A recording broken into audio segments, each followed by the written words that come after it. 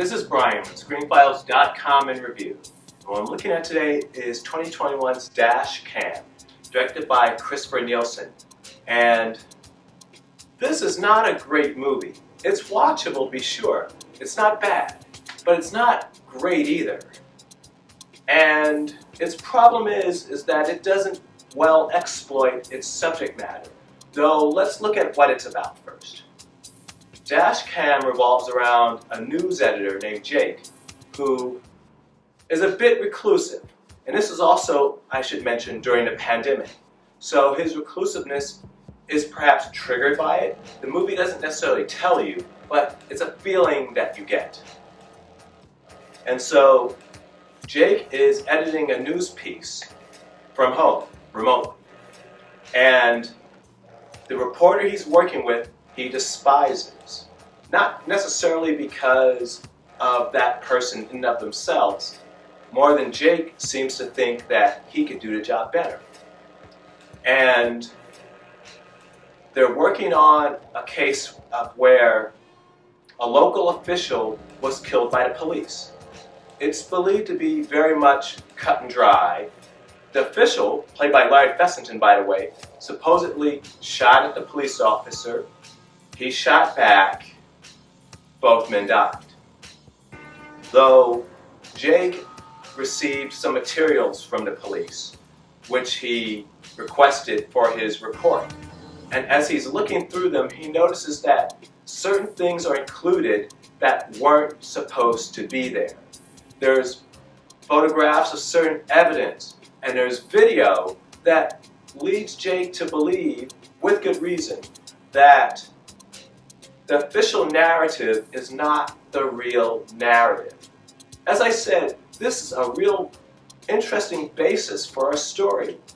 And it's quite familiar. You've seen movies like 3 Days of the Jackal, a great, great movie, if you haven't seen it, by the way. It's along those lines.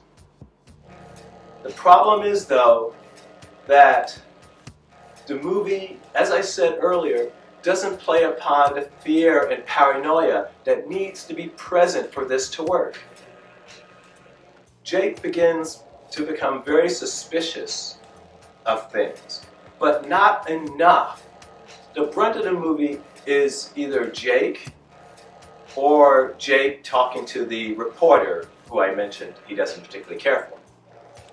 So much could have been done to generate fear and paranoia and doubt, to make it feel like Jake is being hunted.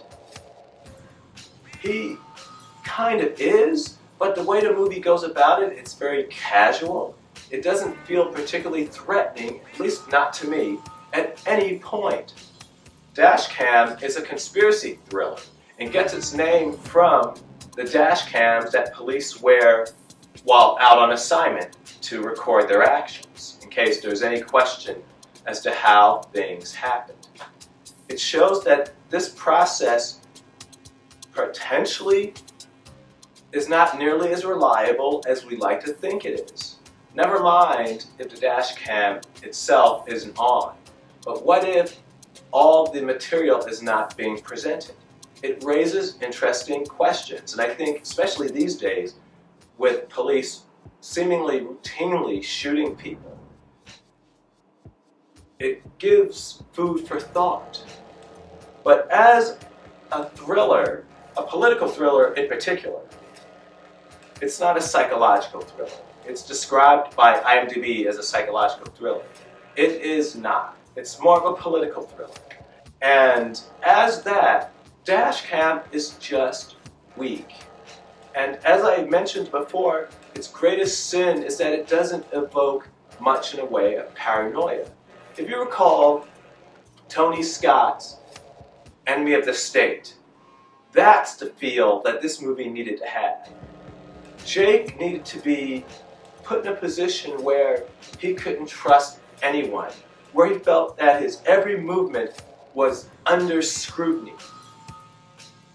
There are aspects of that, but it needed to be ramped up considerably. He needed to be able to have nowhere to turn and seemingly no one to trust. it only lightly touches on such things, which makes it so relatively weak.